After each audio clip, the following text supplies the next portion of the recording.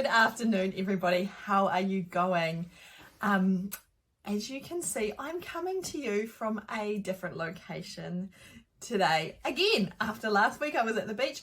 This week I'm in my home office. Unfortunately, my son tested positive for COVID last week, so we've been isolating, and I can't believe it's almost been a year since we were in our big lockdown this time last year.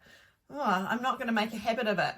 But anyway, at least it's only 7 days this time. So this morning I've been doing some homeschooling again, which is so much fun, but it's really good to be able to be here for my boys. For those of you who haven't met me, my name's Sarah Hopkins. I'm the owner and senior physiotherapist at Hibiscus Neuro Rehab, and this is one of my weekly videos. So this week, what I wanted to talk about is something that happened to me last week. So luckily, on Tuesday, I was able to have the pleasure of going up to the Rodney Parkinson's group that is up in Warkworth on a Tuesday once a month, and talk to them. And I was talking to them about keeping well with exercise in Parkinson's. And so I had a couple of things I wanted to talk to you about from that, because I think it's always really worth sharing what information we're putting out there and what's going on. So straight on the back of that talk, I'm going to be sharing that information with you. So I'm going to be talking about the new guidelines that have come out from the American Physiotherapy Association. Their special interest group have put out some clinical practice guidelines, which is really good guidelines for therapists to show them what people should be doing in terms of therapy times and exercise with Parkinson's. But one thing that actually also came up when I was at the talk was, how do you keep people motivated to exercise? So I thought I'd really talk about that as well in terms of Parkinson's, but also, you know, the tips are really important for anybody else that wants to stay motivated for doing their exercise. Okay, so let's talk about motivation. What is it? Well, motivation is the ability to maintain or keep interested and enjoyed in an activity that you want to do. Now, unfortunately, motivation is actually a finite resource. So we don't have it in spades. So sometimes it's not just about being motivated to keep up with exercise. It's also about putting in strategies and plans and actions so that you can keep up with your exercise when motivation dips. And that's not what a lot of people want to hear. And with Parkinson's specifically, we know that those non-motor symptoms of depression, anxiety, apathy can really feed into people not wanting to exercise and finding it hard, especially when it's recommended that we're doing it on a daily level. Which we should all be doing, by the way. We should all be keeping as fit and active and moving as possible, because it's the best for us long term for not only our brain health, but our cardiovascular health as well, and just our overall mood. So it's about having these strategies in place that you can keep up with exercise. And so the first actual technique for motivation is making things a habit.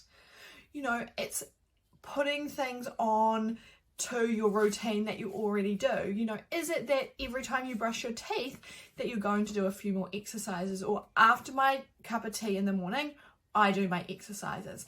Once it becomes habitual, then you're able to keep doing it more and more.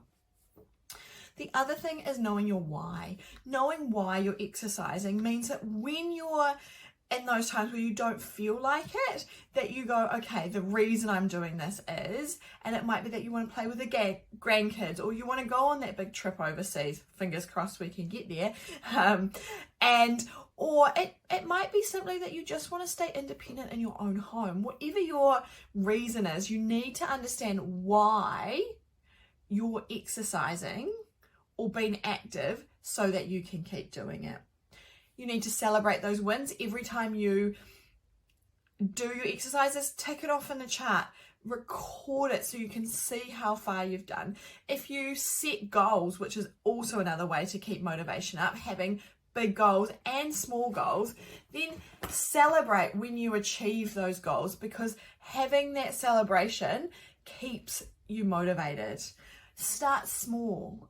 Don't try and go out, right, I'm going to go and do exercise 6 days a week, 7 days a week, and in the first week you only manage 2, psychologically it makes us not want to keep going. So start small. Okay, this week I'm going to do 2 days of exercise a week and build it up. Find someone to be accountable to. So have an accountability buddy, someone that's checking in on you, someone that can be your cheerleader and share with your journey. And be around those people that cheer you on. So again, motivation is really hard at times, but there are those simple strategies that you can put into place to really help you. So think about which one would be really good for you to do. Pop it in the comments below, and any ways that you have been able to habituate your exercise or keep up your motivation. What is it that works for you? So the other thing I wanted to talk about were these recommendations for exercise in Parkinson's. And that's really what I was going to talk about today. So they've put out a big guideline around that. And for general exercise, it really remains quite similar. But what they're saying for cardiovascular exercise, so that's whole body exercise, cycling, walking, running, cross trainer, treadmill, dancing, you're wanting to be engaging in that 3 times a week.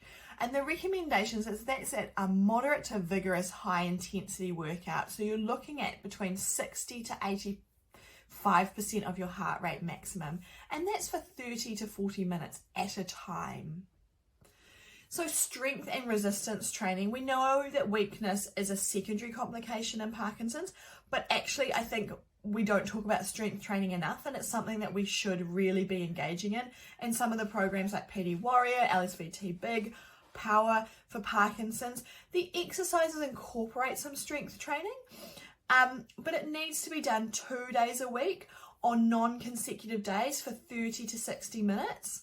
And you're looking for about 4 to 12 hours a month, with the intensity varying depending on your ability, but looking around somewhere between 40 to 80% of 1 rep maximum. So are we really encouraging people to really change their muscle strength by using those techniques of progressive overload and really actually strengthening muscles? Flexibility, they mentioned that this can be part of a program but should not be solely part of a Parkinson's program. Balance retraining, to be effective, needs to be done 2 to 3 times a week for at least 5 to 10 weeks, and there should be about 16 to 30 hours of training in total.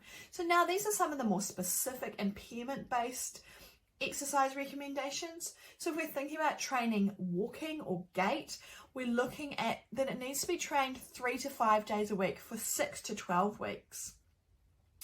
Community-based exercises, so this is going to your exercise classes. To make a difference, you should be doing that 2 times a week for 45 to 60 minutes, and doing this for at least 12 weeks to make gains. So if you've started that new exercise class and you're not thinking it's helping for you, have you been doing it for long enough? Remembering that these can all be mixed and matched. And our general exercises guidelines is that someone with Parkinson's should be exercising for 5 to 6 days a week. In general though, most of us should be exercising for 5 to 6 days a week. In terms of specific training for Parkinson's, things like external cueing, whether it be auditory, whether it be amplitude-based training, because that was based in here, they're saying to make it effective, it needs to be 20 to 60 minutes in a session, and this needs to be done 2 to 5 days of the week. And that it needs to be done over a 3 to 8 week period. So you may notice the intensity and the frequency of training that they've actually put into these guidelines that could really make a difference to people. So thinking about, what are you doing now? Are we prescribing the right amount of therapy for our clients? Or as a client that has Parkinson's, are you engaging in that? Like, if you're going to see your therapist once a week, are you following up with your home program? Because if you're not, then are you doing yourself a disservice that you're not going to make those changes? And then the last 3, so we've got upper limb training, we're looking at 15 minutes to 45 minutes in a session, 2 to 5 days a week for a total of 4 weeks. And they're looking at 6 to 12 hours of training. Turning practice. Now this is just turning from facing one way to turning 90 degrees or turning 180 degrees or turning right round in a circle. Something we know that is imperative to practice with people with Parkinson's because it can be a real issue for falls risk and freezing. But to train this, you need to be doing this 2 times a week for about 6 weeks and getting about 120 minutes. So 2 hours worth of therapy time just on this one component to make a change. And then falls prevention. So they showed in the research that 1 times a week for 8 weeks up to 6 months, and that you need to be doing 16 to 18 hours in total of therapy for balance to make a change and make that effective. So I think this is showing that really intensity needs to be quite high and needs to be frequent to make those changes. The other thing that I wanted to mention is some of the research is saying that some of the stuff needs to be ongoing, like with the freezing of gait practice. It was showing that practicing freezing of gait techniques or working on it will improve it better than just general exercise, but that this is not carried over if this sort of therapy or intervention is not continued. So making sure that if you are doing these exercises that you're tucking back into that motivation piece and really making to make those changes for yourself. That's an outline of the guidelines. If it's something that you think, wow, I'm not where I need to be and you need some help, that's what we do all the time. We try to set these guidelines in place for people, work with you to try and make sure you're getting the right amount of exercise and activity so that you can remain independent and live your best life. So if you do need help, please reach out. We'd love to help you, even if it's just to use our free 15-minute phone call. Otherwise, pop a comment in below or send me an email, sarah@Hibiscus Neuro Rehab. I hope this was really helpful. And if you've got any information that you'd love to hear about on our videos, you can also send that through to me. I'll speak with you guys next week. Have a lovely day.